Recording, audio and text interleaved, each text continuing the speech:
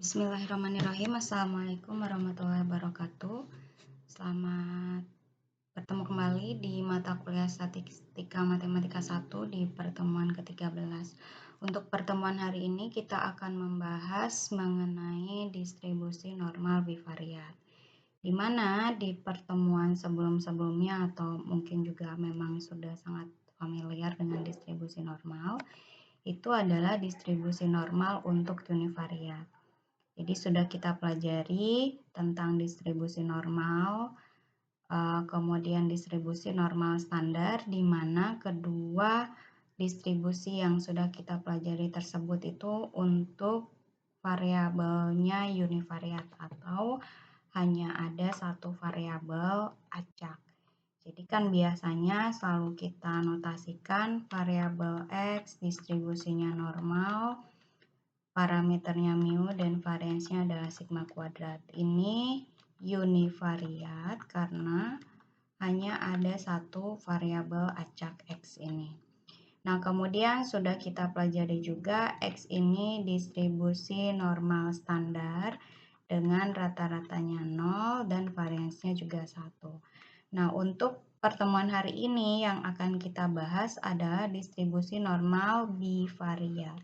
Bivariat di sini artinya ada dua variabel acak X yang berdistribusi normal, sehingga nanti dia akan memiliki distribusi marginalnya atau distribusi bersama dan juga distribusi bersyarat. Jadi nanti kita bicaranya ada variabel acak X dan variabel acak Y, di mana kedua ini kalau independen ataupun tidak independen dia akan berdistribusi normal bivariat dengan rata-ratanya nanti akan berbeda dan juga variansnya juga akan berbeda. Jadi itu ya perbedaan apa yang sudah kita pelajari sebelumnya, baik itu di mata kuliah ini di pertemuan-pertemuan awal mengenai distribusi normal, ataupun mungkin di mata kuliah lain sebelumnya, di semester sebelumnya. Distribusi normal yang kita pelajari di awal adalah distribusi normal untuk univariat, artinya kita hanya berbicara satu variabel X. Nah, sekarang kita bicaranya dua variabel acak yang distribusinya atau dia memiliki korelasi ataupun nanti tidak memiliki korelasi, dia distribusinya normal bivariat. Nah, ini kita ingat dulu kembali untuk distribusi normal univariat yang sudah kita ketahui bersama bahwa ketika sebuah variabel acak X dikatakan atau diasumsikan berdistribusi normal, maka dia memiliki fungsi densitas peluangnya seperti ini. Jadi tadi juga sudah dimisalkan ya, sudah kita ingat kembali, X dikatakan berdistribusi normal, parameternya ada dua yaitu rata-rata dan varians, maka dia memiliki fungsi densitas peluang seperti ini. 1 per sigma akar 2pi IXP dari minus setengah, dari X dikurangi mu per sigma dikuadratkan, dengan domain dari X-nya berada dalam interval minus tangga sampai dengan tangga, atau X-nya bilangan real. Berapapun nilainya bisa positif, bisa negatif. Kemudian kita juga sudah ketahui bersama ekspektasi atau rata-rata dari sebuah variabel acak X berdistribusi normal adalah mu. Yang secara definisinya karena dia kontinu adalah integral dari X fx dx. Nah, kemudian varians dari sebuah variabel acak X yang berdistribusi normal adalah sigma kuadrat, atau ini kita peroleh dari ekspektasi X kuadrat dikurangi dengan ekspektasi X dikuadratkan, di mana ekspektasi X kuadratnya ini adalah integral dari X kuadrat fx dx. Nah, kemudian kita juga sudah pelajari bersama bahwa ketika variabel acak X-nya berdistribusi normal, maka fungsi pembangkit momennya didefinisikan seperti ini, yaitu F pangkat T mu ditambah dengan setengah dari sigma kuadrat T kuadrat. Nah, ini perlu kita ingat lagi karena memang nanti digunakan ketika datanya bivariat dan dia distribusinya normal. Kita mulai ya. Jadi, tadi juga sudah saya sebutkan bahwa kalau bicara normal bivariat, maka variabel acak X-nya ada dua. Tapi di sini dinotasikan sebagai X dan ya bisa saja X1 dan X2 atau Z dan Y atau misalnya M dan N dan seterusnya. Notasi dari variabel acak itu bisa berbeda-beda ya, bergantung dari kepentingannya atau bergantung pada keinginannya. Dan X dan Y di sini bukan berarti variabel yang dipelajari di regresi linear gitu ya, kalau sudah mengambil regresi, di mana variabel X ini adalah variabel yang independen, sementara Y-nya variabel yang dependen. Tidak seperti itu. Jadi, kalau di sini variabel acak X dan Y-nya itu setara, dan dia dua-duanya variabel acak X yang berdistribusi bivariat normal, di mana yang diketahuinya adalah fungsi densitas bersamanya seperti ini. Jadi ada dua variabel acak X dan Y, dia diasumsikan berdistribusi bivariat normal kalau dia memiliki fungsi densitas bersama seperti ini. Jadi 1/2 pi sigma 1 sigma 2, karena tadi ada X dan Y, maka nanti masing-masing punya standar deviasinya masing-masing, sigma 1 dan sigma 2. Kemudian akar dari 1 rho kuadrat. Rho di sini adalah nilai dari korelasi atau hubungan antara X dan Y-nya. Ya, kemudian dikalikan dengan E pangkat minus Q dibagi dengan 2 kali 1 dikurangi dengan rho kuadrat. Domain X-nya sama, bilangan real, bisa positif, bisa negatif, dan Y-nya juga sama. Nah, Q di sini didefinisikan sebagai X dikurangi mu 1, artinya ini adalah distribusi dari variabel acak X-nya saja. Kemudian dikurangi dengan 2 rho, ini adalah nilai dari hubungan antara variabel acak X dan Y-nya, dan yang ini diperoleh dari variabel acak Y-nya. Ya, jadi diketahui bersama juga bahwa rata-rata dari variabel acak X adalah positif dan negatif, gitu ya, bilangan real. Rata-rata dari variabel acak Y-nya juga sama. Standar deviasinya juga sama, nilainya selalu positif, dua-duanya X dan Y, dan rho kuadrat kurang dari 1 atau rho ini berada dalam interval. Rho yang tadi saya sebutkan ini adalah korelasi atau keratan hubungan antara X dan Y, nilainya berada dalam negatif 1 sampai dengan 1. Ya, korelasi atau hubungan antara variabel X dan Y-nya.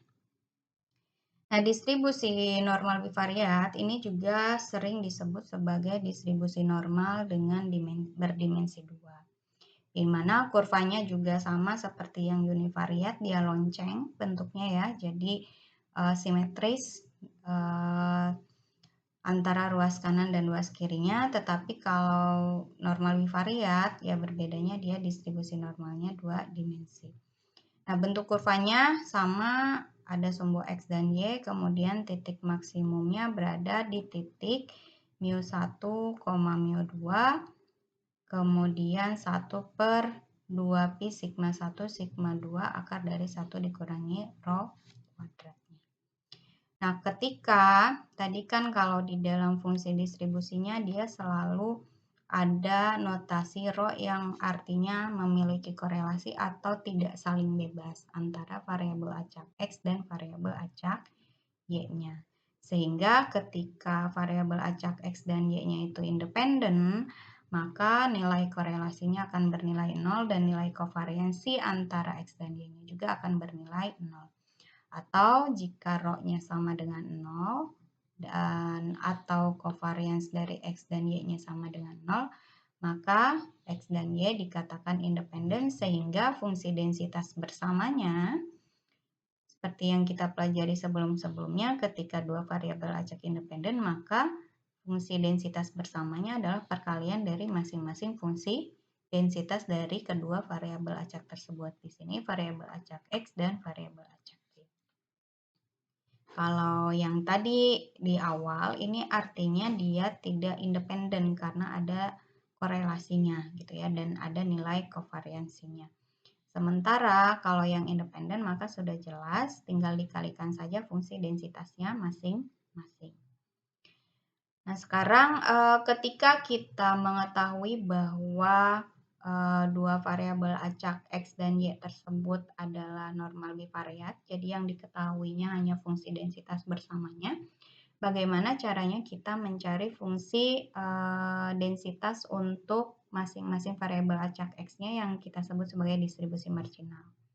Jadi tadi kan ada dua, variabel acak X dan Y. Nah, sekarang kita coba cari distribusi marginal dari variabel acak X-nya atau kita notasikan seperti ini. F X dari X. Ini juga sudah kita pelajari bersama ya, ketika kita ingin mencari sebuah distribusi marginal dari fungsi densitas bersama, maka diintegralkan terhadap variabel acak X yang lainnya. Nah, di sini karena yang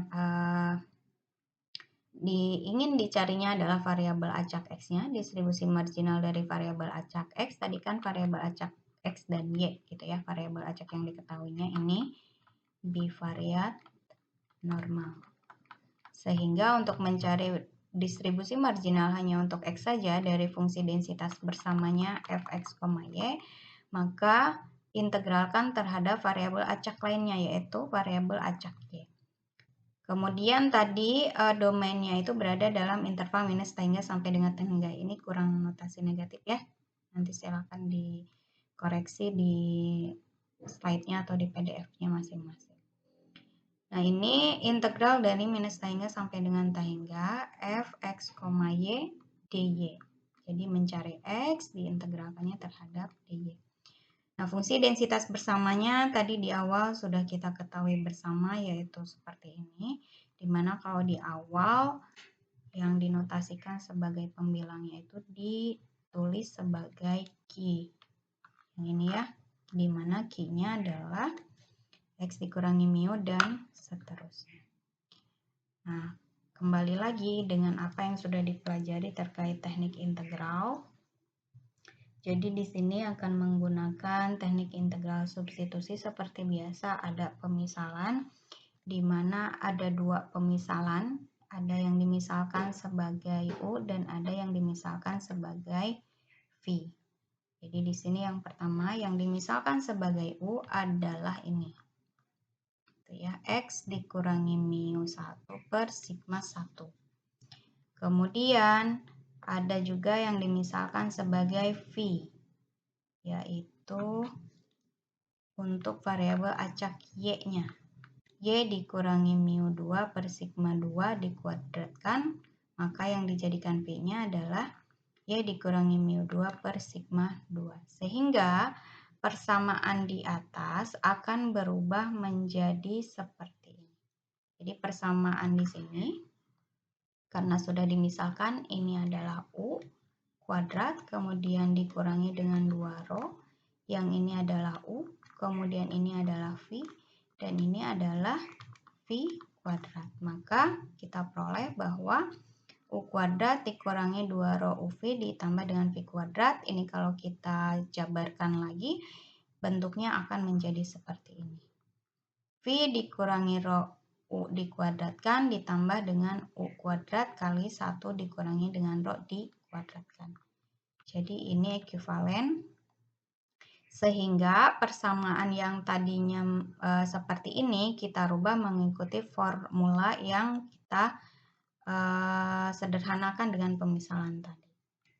Jadi seperti ini. Yang tadinya awalnya seperti ini, U kuadrat dikurangi 2 rho UV ditambah dengan V kuadrat, kita rubah menjadi V dikurangi dengan rho U dikuadratkan, ya, ditambah dengan U kuadrat, ini adalah U, kali dengan 1 dikurangi rho kuadrat. Ya, jadi memang kalau belajar statistika matematika 1 memang kita dilatih untuk berpikir teliti dan kita dituntut untuk bisa mengetahui bagaimana caranya menyelesaikan sebuah persamaan dengan persamaan-persamaan yang ekuivalen tanpa menghilangkan definisi awalnya gitu ya. Bisa dimodifikasi menjadi bentuk seperti apa, apakah menggunakan pemisalan, apakah menggunakan pemecahan faktor, dan lain sebagainya. Jadi jika bingung ya memang mau tidak mau harus belajar kembali tentang kalkulusnya. Ya, kita lanjutkan. Jadi yang tadi sudah disederhanakan maksud saya bentuknya digunakan ekuivalensi dengan persamaan yang lain, maksud saya ya, di mana bentuknya menjadi seperti ini. Nah, selanjutnya bisa kita pisahkan gitu ya, yang tidak mengandung variabel acak Y, maka bisa kita pisahkan sendiri gitu ya, supaya nanti dalam pengintegralannya lebih mudah lagi. Jadi yang eksponen pangkat minus dari Y dikurangi mu 2 per sigma kuadrat dan seterusnya itu kita pisahkan masing-masing. Yang pertama yang hanya mengandung X-nya saja, yang ini misalnya ya, X-nya saja, yang ini kan bisa dicoret nih, maka dia menjadi seperti ini. Kemudian pangkat minus sisanya Y dikurangi mu 2 per sigma kuadrat dikurangi dengan rho X dikurangi mu 1 dibagi dengan sigma 1 per 2 kali 1 dikurangi rho kuadrat. Kenapa ini bisa dipisahkan? Ingat lagi, ini ada tanda plus. Kalau pangkat tanda plus, maka dia adalah perkaliannya. Itu ya, kita yang ini berubah menjadi seperti ini. Sisanya ya tetap gitu ya, pangkat minus mu. Nah, dan seterusnya. Selanjutnya, sama seperti tadi, keluarkan yang tidak mengandung Y atau yang tidak berhubungan dengan Y. Maka yang di sini yang tidak berhubungan dengan Y adalah sigma 1. Kemudian 2π-nya ini kan akar dari 2π yang dikuadratkan, maka dia nanti terpisah. Jadi saya tandai supaya lebih memudahkan. Gitu ya. 2π yang ini itu sama dengan akar dari 2π yang dikuadratkan, atau akan sama dengan akar dari 2π dikalikan dengan akar dari 2π. Maka ini bisa kita pisahkan milik X dan milik Y. Gitu ya, sehingga 2π ini dipisahkan. Yang satu dia sertakan untuk X, yang satunya untuk yang mengandung Y. Nah, selanjutnya sigma 2 ini adalah milik Y, maka dia tetap ada di sini. Kemudian rho 1, sigma 1 milik X, maka dipisahkan ke sini. Nah, yang tidak mengandung Y, peubah Y atau variabel Y, ini dikeluarkan semuanya sehingga pangkat minus keluarkan dari integral karena dianggap konstanta gitu ya, karena dia tidak mengandung Y.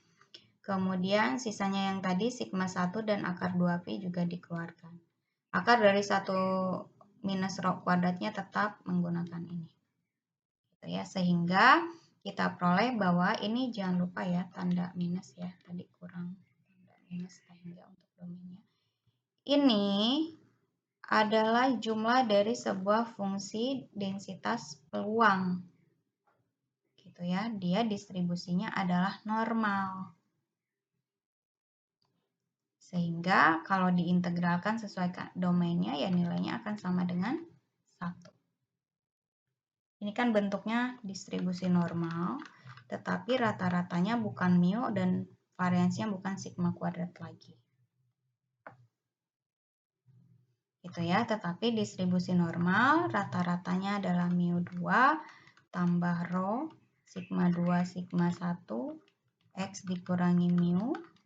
Ini rata-ratanya. Kemudian variansinya adalah ini. Variansinya adalah sigma 2 kali 1 dikurangi rho. Akar dari ya, pangkat 1 per 2. Sehingga dia nilainya akan sama dengan 1. Ingat sifat di peluang, jumlah dari peluang itu akan sama dengan 1. Sigma dari Px atau integral dari Fx dx, domainnya sesuai dengan yang diketahui. Sehingga ya fungsi densitas untuk X atau distribusi marginal untuk variabel acak X kita peroleh bersama nilainya seperti ini. 1 per sigma 1 akar dari 2π pangkat minus X dikurangi mu 1 dikuadratkan per 2 sigma 1 kuadrat. Ini ya. Nah, selanjutnya untuk mencari fungsi densitas untuk variabel acak Y-nya, caranya sama seperti tadi. Jadi diintegralkannya terhadap variabel acak lainnya. Di sini juga jangan lupa ya, kurang tanda minus untuk domainnya. Jadi karena yang dicarinya adalah distribusi marginal Y, maka diintegralkannya terhadap X. Pemisalannya sama gitu ya, kita pakai pemisalan atau substitusi untuk mempermudah integralnya. Yang ini kita misalkan lagi sebagai U gitu ya. Kemudian yang selanjutnya dimisalkan lagi sebagai V gitu ya untuk variabel Y-nya. Oh, terbalik ya. Sebentar. Saya koreksi. Karena sekarang yang dicarinya adalah distribusi marginal Y, maka yang dimisalkan sebagai U-nya itu yang mengandung Y-nya. Gitu ya. Jadi ini adalah U. Ini kita misalkan sebagai U. Jadi yang mengandung Y-nya yang dimisalkan sebagai U atau peubah persamaan yang nanti akan dituliskan di awal. Ya. Jadi ini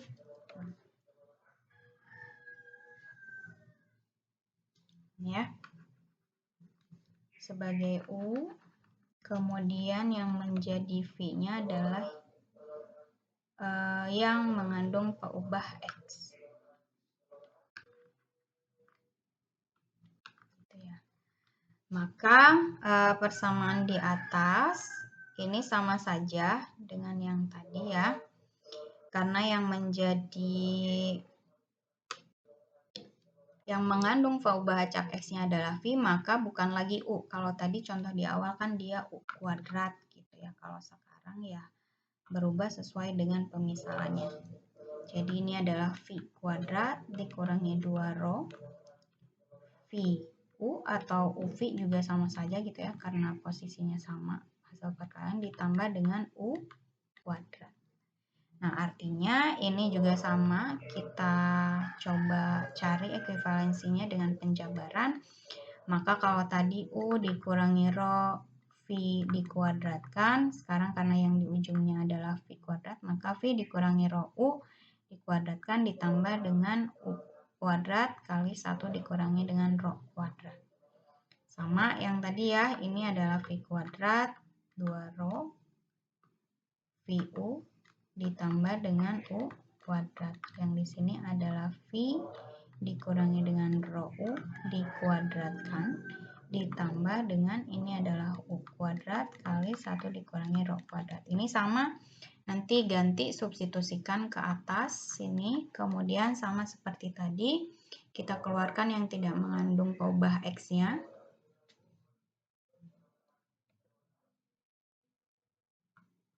Itu ya, yang di sini yang tidak mengandung X-nya kita keluarkan, artinya yang di sini sama seperti tadi caranya dibagi, karena dia ada plus ya berarti kan perkalian gitu ya. Ada yang bisa dicoret seperti biasa, 1 dikurangi rho kuadratnya bisa kita coret. Yang ini di sini. Maka sisanya hanya ada 2. Kemudian sisa yang ini tetap satu kesatuan ini. Gitu ya. Kemudian sama seperti tadi lagi juga 2V. Di sini kita pisahkan yang satu untuk yang mengandung peubah Y. Akar dari 2V dikuadratkan, maka akan 2, yang satunya ke peubah X. Karena diintegralkan terhadap X. Kemudian keluarkan yang tidak mengandung peubah acak X. Sisanya yang di sini ya, ini jangan lupa ada minus ya. Sama seperti tadi, ini adalah jumlah dari sebuah variabel acak X yang berdistribusi normal yang nilainya akan sama dengan 1. Yang di sini diketahui bahwa dia distribusinya normal, rata-ratanya adalah ini. Mu 1 ditambah dengan rho dari sigma 1 per sigma 2, Y dikurangi mu 2 Kemudian variansnya adalah ini. Atau standar deviasinya adalah ini. Variansnya adalah sigma 1 kuadrat 1 dikurangi rho kuadrat. Itu ya, sehingga distribusi marginal dari variabel acak Y kita notasikan atau kita dapatkan 1 per sigma 2 akar dari 2pi pangkat minus Y dikurangi mu 2 dikuadratkan dibagi dengan 2 sigma 2 kuadrat. Nah, selanjutnya ketika tadi kita bicara dua variabel acak X dan Y, dia distribusi bivariat normal gitu ya. Kemudian sudah kita ketahui fungsi marginal X, fungsi marginal Y, kita tadi cari, ini diintegralkan terhadap dy, kemudian yang ini adalah integral dari dx. Nah, sekarang kita bicara kalau x dan y-nya ini tidak saling independen, artinya dia memiliki fungsi bersyarat. Itu ya, kalau tadi kan kalau x dan y-nya rho-nya sama dengan 0 atau covariance dari x dan y-nya sama dengan 0, maka fungsi densitas bersama adalah fx kali fy saja langsung gitu ya, fungsi densitas masing-masing. Tetapi ketika x dan y-nya ini tidak saling bebas gitu ya, maka akan muncul fungsi bersyaratnya, apakah x bersyarat y atau y bersyarat x-nya. Jadi kita akan mencari lagi dua fungsi, yaitu fungsi bersyarat x y dengan syarat y atau y dengan syarat x. Artinya kalau x bersyarat y, ya y-nya terjadi lebih dahulu, sementara kalau y bersyarat x adalah x yang terjadi lebih dahulu. Gitu ya.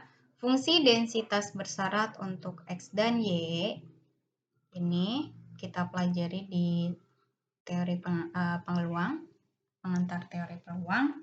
Fungsi bersyarat A bersyarat B adalah A gabungan B per syaratnya, yaitu B. Nah, sekarang kita bicaranya adalah X bersyarat Y, maka X union Y dibagi dengan syaratnya, yaitu Y. Karena bicaranya fungsi densitas, ya maka bicaranya fungsi bersama dan fungsi densitasnya sendiri.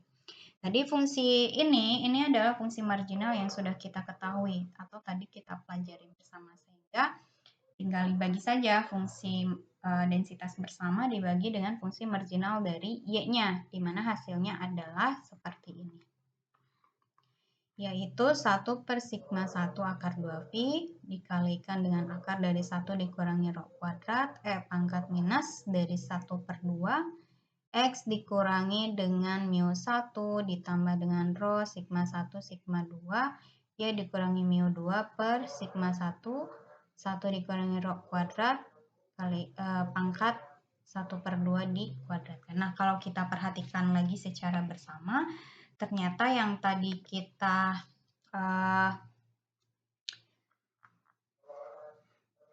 integralkan yang kita sama dengan 0 nilainya ya, itu adalah fungsi bersyarat gitu ya.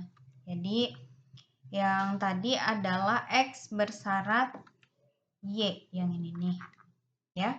1 per sigma 1 akar 2pi akar dari 1 dikurangi rho kuadrat dan seterusnya, itu adalah fungsi ini. X bersyarat Y. Kenapa? Memang karena ada dua peubah gitu ya di dalam fungsi ini. Ada X di mana rata-ratanya bergantung pada Y gitu ya, sehingga kita memperoleh fungsi bersyaratnya seperti ini. Nah, artinya kita bisa katakan bahwa X bersyarat Y distribusi normal dengan rata-ratanya yang tadi juga kita pelajari atau kita bahas, mu 1 yang di atas ya, ditambah dengan rho sigma 1 sigma 2 Y dikurangi mu 2. Kemudian variansnya adalah ini. Dikuadratkan sigma 1 kuadrat, 1 dikurangi rho kuadrat. Artinya Karena kita sudah ketahui bersama, ini adalah ekspektasi X bersyarat Y-nya, yang ini adalah varians X bersyarat Y. Gitu ya, kalau kita tuliskan secara terpisah ya seperti ini. Nah, selanjutnya, sekarang yang kedua gitu ya, kita bicaranya Y bersyarat X. Dan ini juga sama, konsepnya berasal dari peluang A bersyarat B adalah A union B dibagi dengan B. Maka karena yang menjadi syaratnya X ini adalah fungsi marginal dan ini adalah fungsi densitas bersama. Dan tadi juga kalau kita perhatikan bersama pada saat kita mencari fungsi marginal dari distribusi marginal dari X, kita memperoleh persamaan yang bersyaratnya juga. Yaitu, mana tadi sebentar ya. Nah ini. Ya. Ini adalah fungsi densitas Y bersyarat X. Sama seperti tadi, di sini adalah Y-nya, dia rata-ratanya bergantung pada X. Rata-rata X dan juga standar deviasi dari X-nya juga. Ya, jadi konsepnya sama, sehingga kita bisa notasikan Y bersyarat X itu adalah distribusi normal dengan rata-ratanya adalah ini. Kemudian variansnya yang menjadi penyebutnya.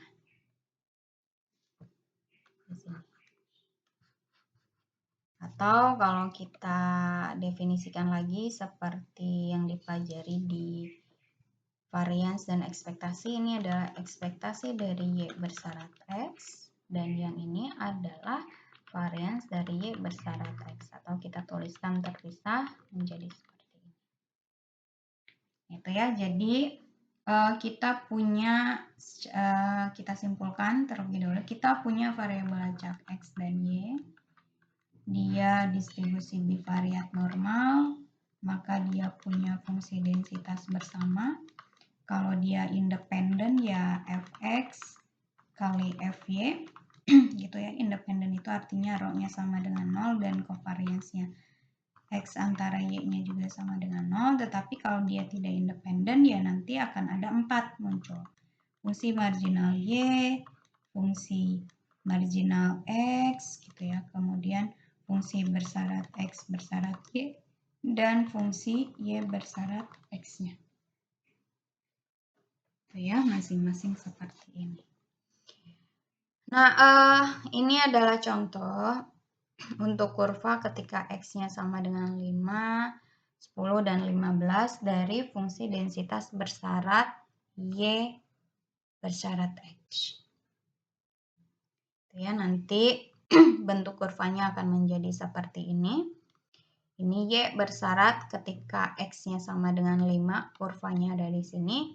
X-nya 10, kurvanya seperti ini. Kemudian X-nya 15, kurvanya bentuknya seperti ini. Ya. Kemudian tadi kan di awal kita bicara tentang korelasi dan covariance. Gitu ya, sehingga ketika kita punya dua variabel acak X, rho-nya tidak sama dengan 0 dan covariance X, Y-nya tidak sama dengan 0, artinya dia akan memiliki korelasi. Korelasi ini dinotasikan sebagai rho yang bisa dihitung dan covariance-nya. Nah, covariance dari X dan Y kita bisa cari dengan ekspektasi dari X, Y-nya. Karena bicara dua berubah, maka integralnya ya 2 gitu ya. dx dy. Jadi integralnya 2 kali. Kemudian sesuai dengan definisinya, ekspektasi dari X itu adalah integral X dari fx. Nah, sekarang yang menjadi X-nya itu adalah XY. Maka di sini adalah XY dan ini adalah fungsi densitas bersamanya. Karena 2 ya integralnya 2 dx dy. Kemudian tadi sudah kita pelajari bersama fx, y yang ini ya. Fx, y itu adalah perkalian antara fungsi bersyarat y(x) dikalikan dengan fungsi marginal dari x-nya, atau fungsi bersyarat x bersyarat y, fungsi marginal dari y-nya. Yang tadi kita pelajari berdasarkan sifat dari korelasi gitu ya, A bersyarat B itu adalah A gabungan B per B, sehingga fungsi densitas bersamanya dikalikan dengan fungsi bersyaratnya. Atau tadi juga B bersyarat A gitu ya, sama A B per A. Jadi ini dikalikan. Nah, sekarang yang dipakainya adalah yang Y bersyarat X. Sini ya, kita bisa pisahkan masing-masing yang hanya mengandung X-nya saja, maka itu integral di luar, kemudian integral yang di dalamnya yang mengandung Y-nya, yaitu dari fungsi densitas bersyaratnya. Tadi Y dikalikan fungsi densitas bersyaratnya yang kita ketahui di awal. Hasil integralnya adalah mu2 ditambah dengan rho sigma 2 per sigma 1 X dikurangi mu. Kenapa hasilnya seperti ini? Karena ini merupakan ekspektasi dari Y bersyarat. Gitu ya, sesuai dengan ini adalah ekspektasi dari Y bersyarat. Ya, dikembalikan lagi ke definisinya supaya tidak, ini adalah ekspektasi dari Y bersyarat X, dimana ekspektasinya tadi adalah ini, sehingga tinggal substitusikan lagi hasil ekspektasinya atau hasil dari integralnya dikalikan dengan X dari fx, fungsi marginal dari X diintegralkan terhadap dx.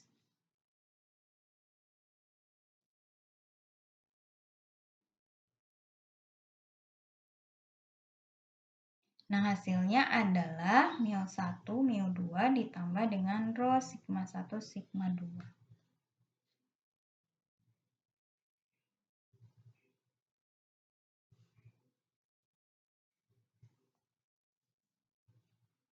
Itu ya, nanti kenapa hasilnya seperti ini bisa dipelajari lagi kembali.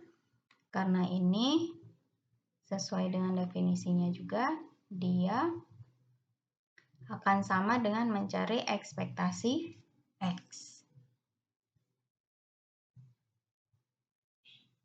dari fungsi marginalnya.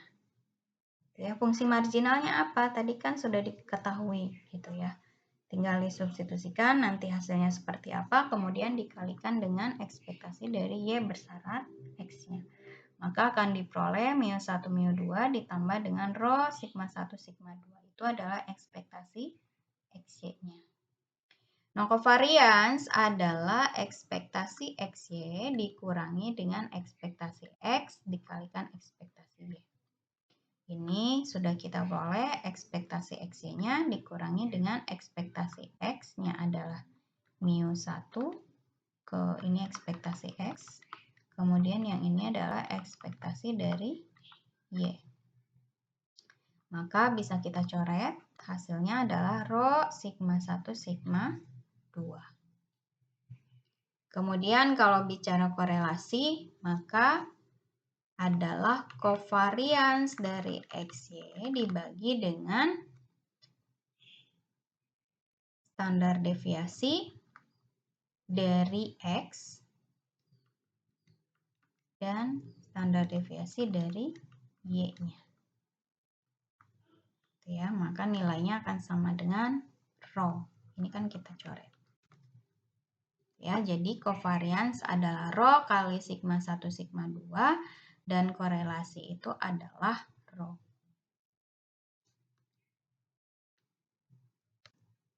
Kita gunakan tadi yang sudah kita pelajari dalam contoh yang pertama misalnya. Dari hasil penelitian tahun 1998 tentang penentuan model untuk melihat pengaruh kualitas guru SMUN terhadap rata-rata NEM lulusannya, ditetapkan bahwa X-nya ini adalah nilai dari NEM Matematika ketika SMP. Berarti terjadi lebih dahulu ya. Dan Y-nya adalah NEM Matematika siswa yang bersangkutan selepas SMA. Ini zaman dulu ya. Kalau sekarang kan memang tidak ada UN gitu ya. Dan juga tidak ada NEM.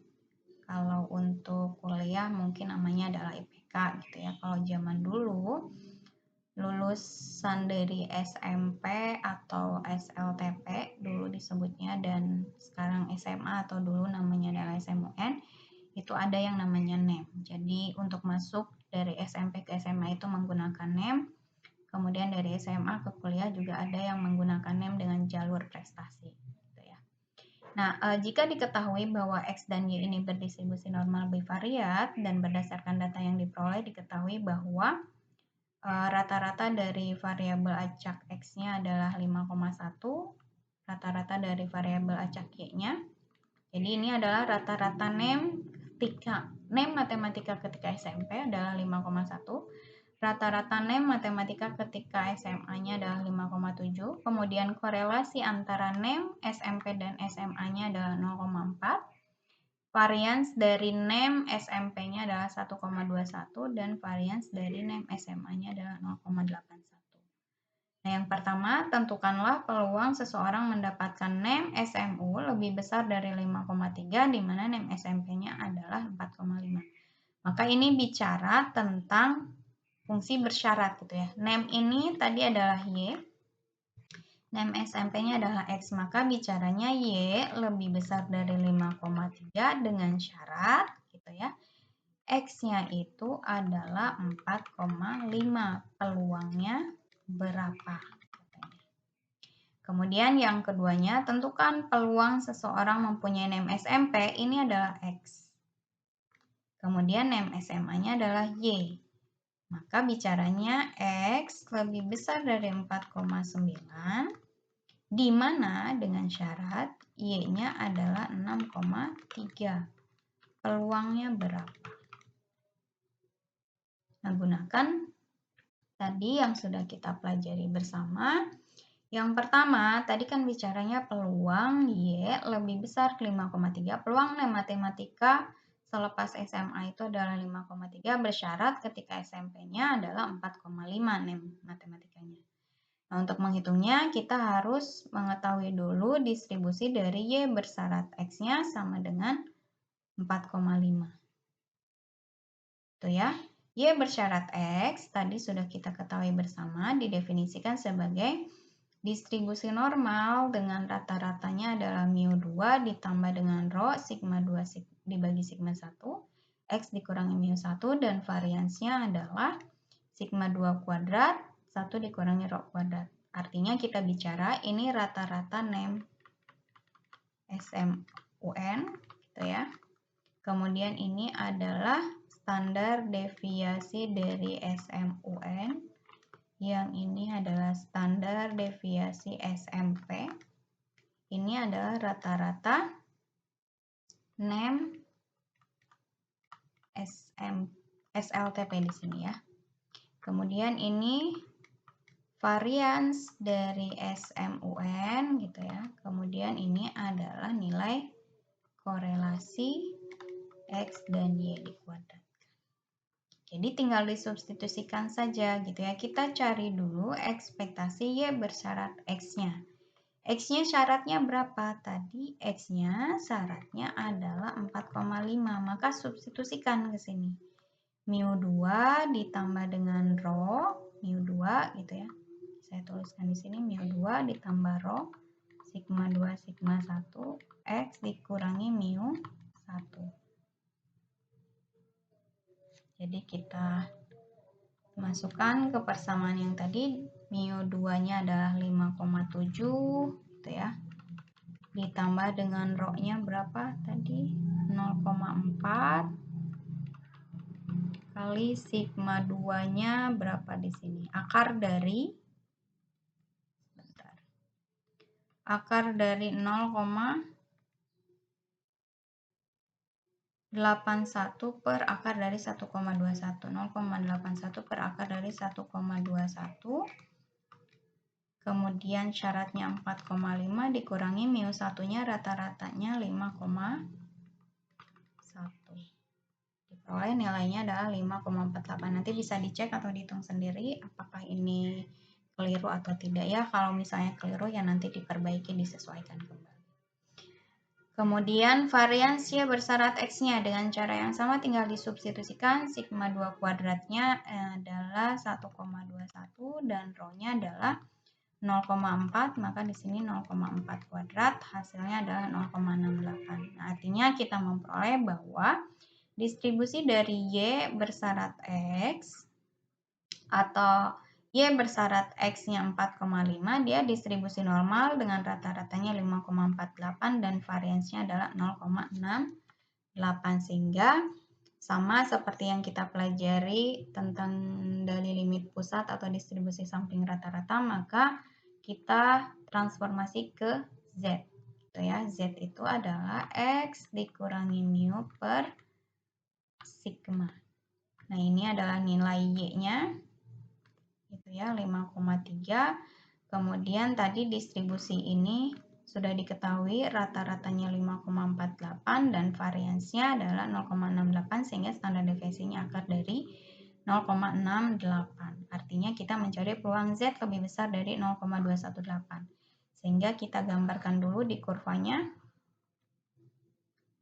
Ini adalah Z sama dengan 0,218, maka ini adalah peluang yang kita cari. Jadi kalau dari tabel ini kan yang diketahuinya adalah 0 sampai dengan 0,218. Artinya nanti 0,5 dikurangi dengan wilayah yang berwarna hijau, hasilnya 0,581. Atau kalau misalnya teman-teman mau gunakan Excel seperti biasa ya, kalau Excel itu wilayahnya adalah wilayah ke kiri. Gitu ya. Sebentar. Wilayah ke kiri sini, kumulatif ke kiri. Maka nanti kalau menggunakan Excel 1 dikurangi dengan normal standar distribution 0,218 akan diperoleh nilai yang sama yaitu 0,5871. Artinya peluang seorang siswa SMA mendapatkan NEM matematika lebih besar dari 5,3 ketika NEM matematika di SMP-nya adalah 4,5 adalah 0,5871 atau kemungkinannya 58,71%. Nah, selanjutnya yang kedua dengan cara yang sama gitu ya. Kalau sekarang bicaranya adalah fungsi bersyarat untuk X, di mana yang diketahui duluannya adalah nilai Y-nya. Ya, X-nya lebih kecil dari 4,9 dengan syarat Y-nya 6,3. Maka kita cari dulu distribusi dari X bersyarat Y-nya. Tadi sudah kita ketahui bersama X bersyarat Y-nya seperti ini. Ini adalah ekspektasi dari X bersyarat Y-nya, yang ini adalah varians dari X bersyarat Y-nya. Dengan cara yang sama substitusikan. Ketika Y-nya di sini 6,3, tadi ini diketahui semuanya, substitusikan lagi, hasilnya 5,39. Kemudian selanjutnya juga sama, ini diketahui, substitusikan, hasilnya 1,02. Kita peroleh bahwa distribusi bersyarat dari X bersyarat Y adalah normal dengan rata-ratanya 5,39 dan variansnya 1,02. Nah, sama, kita gunakan lagi distribusi sampling rata-rata atau dari limit pusat gitu ya. Dengan mentransformasikan menjadi distribusi normal standar. Jadi X dikurangi dengan ekspektasi X bersyarat Y dibagi dengan akar dari varians X bersyarat Y-nya. Gitu ya. Tadi kan diketahui rata-ratanya 5,39 dan ini 1,2.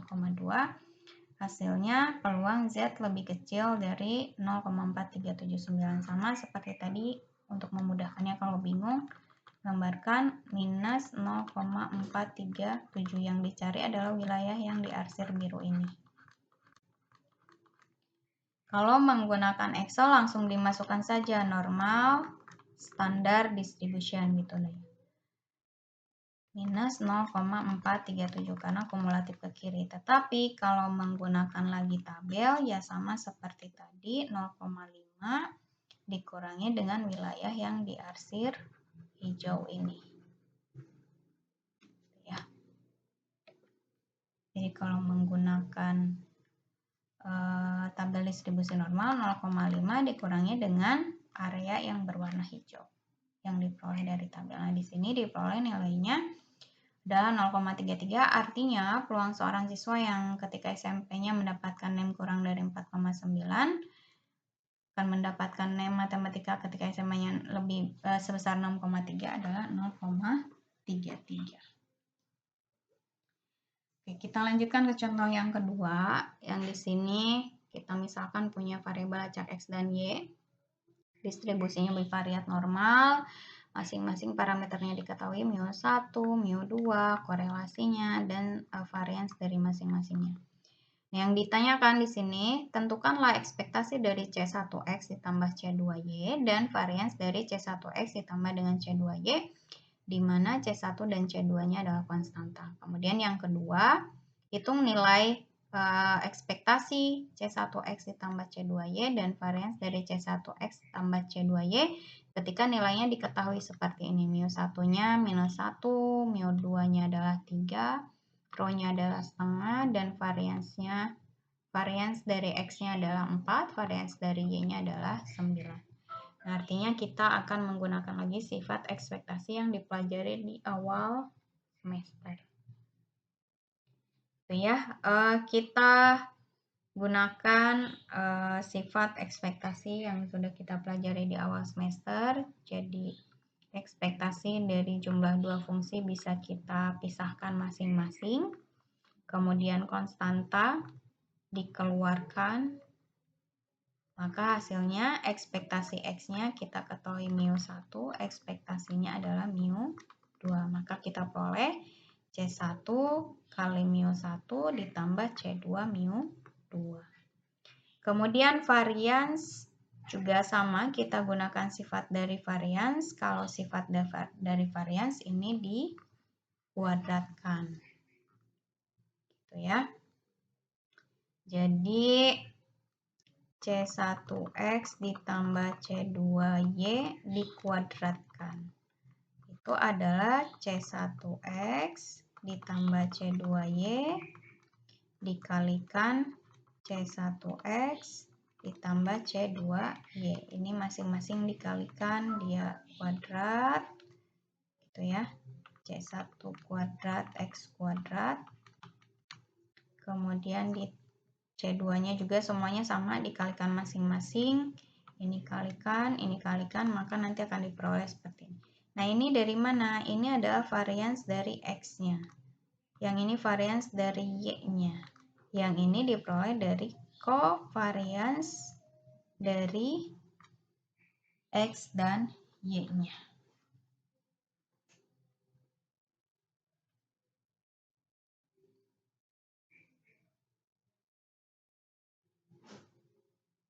Paham ya?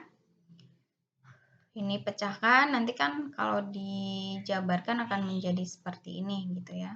Dimana yang X kuadrat di sini adalah varians dari X-nya, yaitu masing-masing tadi varians dari Y-nya apa, kemudian jumlah dari semuanya akan mendapatkan nilai covariance-nya. Maka hasil akhirnya akan diperoleh C1 kuadrat sigma 1 kuadrat ditambah dengan C2 kuadrat sigma 2 kuadrat ditambah 2C1 C2 sigma 1 sigma 2 rho. Ini kan korelasinya.